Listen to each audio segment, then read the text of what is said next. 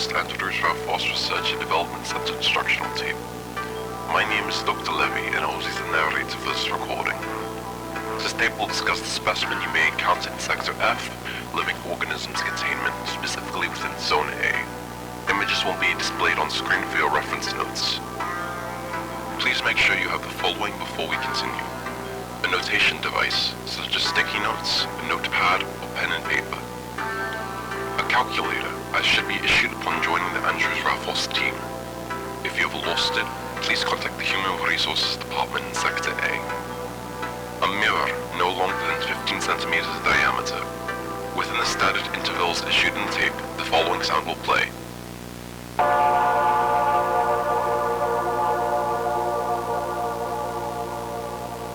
Please check your mirror when you hear this sound. If you begin to see changes in your facial features or structure, immediately cease viewing this tape and alert the nearest white badge medical leave for mental realignment. When entering or exiting Sector F, please make sure you have the following on your person. Your standard issue flashlight and a spare D-cell battery. Power outages are scheduled to occur to prevent containment failure. If you do not have one, they can be purchased for both Sector A and Sector I personnel. A portable dosimeter or Geiger counter. Sector F utilizes experimental containment fields. Please evacuate the sector if it exceeds safe levels. Tuning and configuration can be found in the manual issued with the handheld. A standard issue defense weapon. Depending on your rank within the facility, this may be an electrical baton, a firearm, or another anomalous weapon. Please do not discharge this weapon unless your life is in immediate danger. After you have completed these steps, we may continue with the introduction. Keep these things in mind, as they will not be repeated in future tapes or recordings. The following specimen will be discussed in this tape. Elois Varens Wonderdrag, the malformed, Otto Wagner and his incident, and the peepers. If at any point during this recording you feel nauseous, halt the tape immediately. Elois Varen has been rated a 5 on the Castiel boron scale. She only appears to the mentally unwell to come within 10 meters of a recovered pill sample and does not seem to possess a true physical form with which to harm others. The samples are taken from a bottle of pills labeled Miss Varen's Wonder Drug, which boasts itself as an antidepressant, antipsychotic, and a stimulant. We have yet to understand how exactly samples work in conjunction with the brain's chemistry. However, through the testing we've conducted via our willing group of volunteers, we've figured out the following. The pills clearly do not work as advertised. All of our subjects within anywhere from 50 minutes to 1 hour and 20 minutes of consumption reported an immediate sense of heightened awareness, followed by a noticeable drop in internal body temperature from 37 degrees Celsius to 35 degrees Celsius. The pills seem to be merely worsen symptoms, if not cause them outright. Subjects reported feeling queasy, anxious, cold, deeply saddened, and one began suffering from intense delusions that were far, far beyond the degree that others had underwent.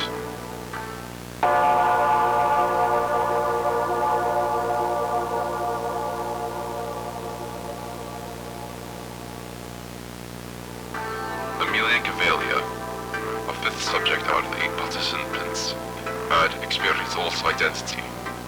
In the hours leading up to her taking her own life, she wept and frantically tried to warn us of a tall woman with sunken eyes. Any time we tried to mention Amelia by name, she would sternly correct us, refusing to be named anything other than Casey Castiel. It is unknown yet who or even if Casey was ever a real person. All that is known is that Amelia would not respond to any other name or even sound that played over the intercom. The other subjects had all commented that they could see a pale woman over Amelia's shoulder, whispering in her ear and even clawing at her.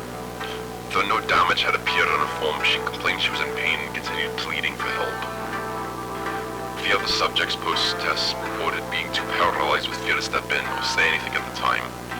For the 30 minutes that followed, they all sat in silence and watched Amelia struggle against what could only be described as an unseen force. An attempt was made to escort Amelia to Sector P for further examination and support as she began screaming. However, she snatched the handgun from the guard attempting to escort her mere moment after leaving the room, promptly firing 4 rounds into the nearby wall and then another 5th into herself, tragically taking her own life.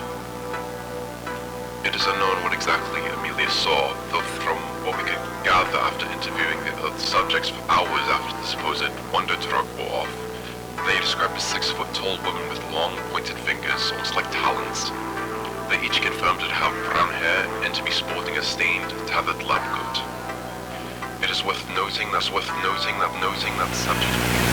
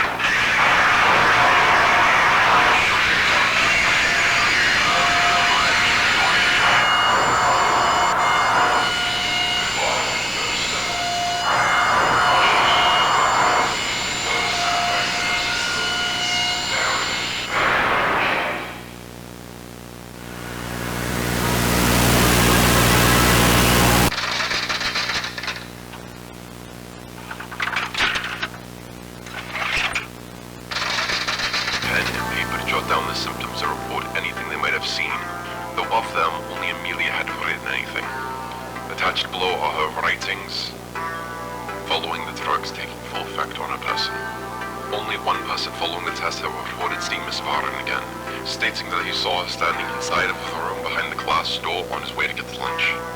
He noted that she did not follow him, say anything to him, or make any attempt to harm him, only that she silently watched him pass by the room that the leftover pills were being held temporarily for examination. The following content of the writings of Amelia following her death. I finally got the courage to visit my ex-coworker Dr. Eloise Varin at 1437 EST on the 24th of February 2000. I am unable to sleep. She is watching me. I can hear her. It has been 9 hours since first contact. She recognized me, even referred to me as Cece.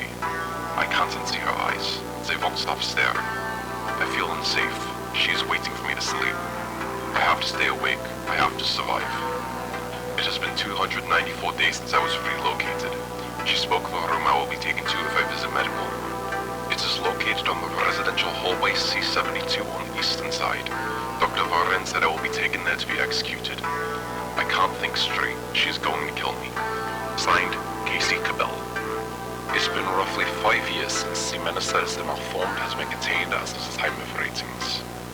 Initially recovered from Tulsa, Oklahoma in 1979, the malformed has rated an 8 on the Castiel boron scale. Upon initial confrontation, the malformed made its intentions clear, soaking up what is estimated to be 47.357 bullets, moreover taking the lives of 2 local police officers via suffocation. It is unknown how much weight the specimen can lift, though we've estimated its compressive force alone to be 72 kilograms psi.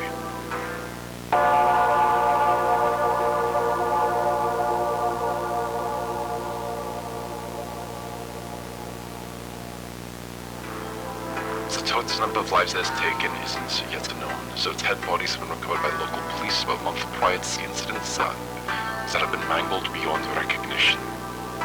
The malformed is known to possess a skeleton of sorts that can help reinforce its body and keep the specimen upright, so little else is known regarding bone density, material, as the exact measurements. Further experiments are yet to be conducted. After 5 years, very little progress has been made to identifying and potentially replicating what is malformed.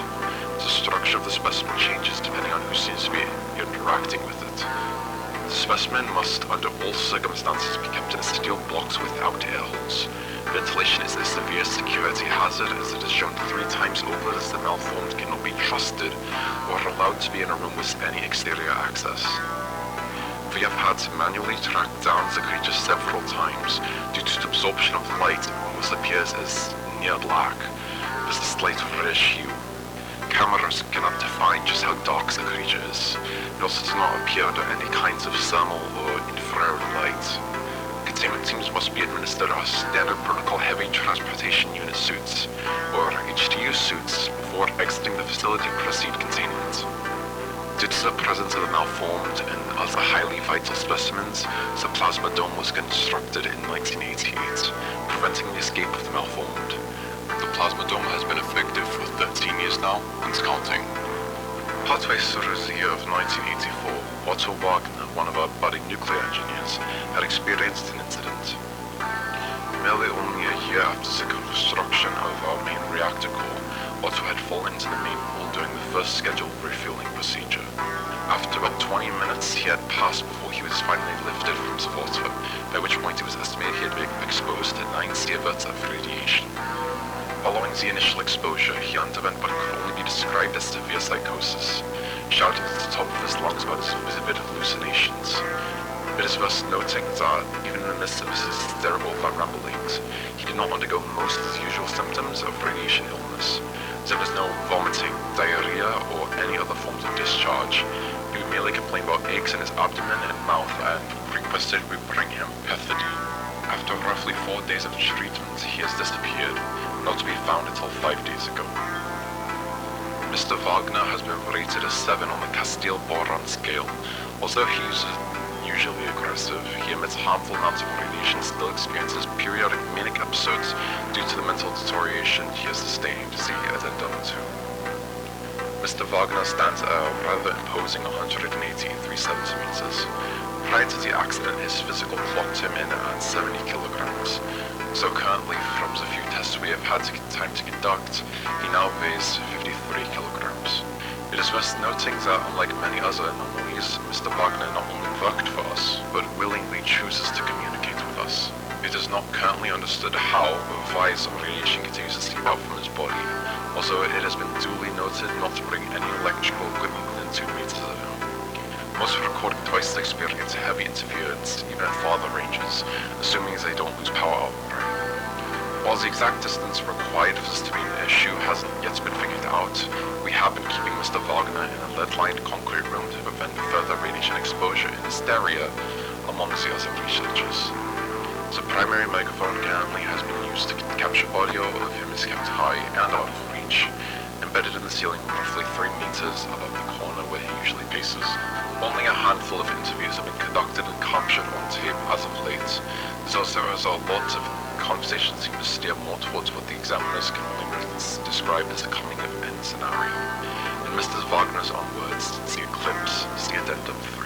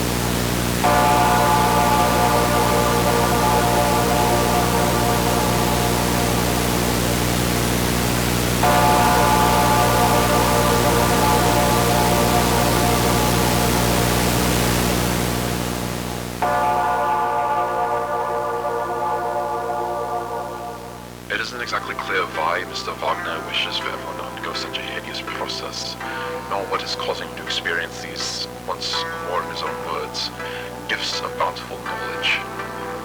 We have yet to perform a proper X-ray on Mr. Wagner, as we see no reason to dissect him, especially with his overall compliance, so in due time we hope to understand him further.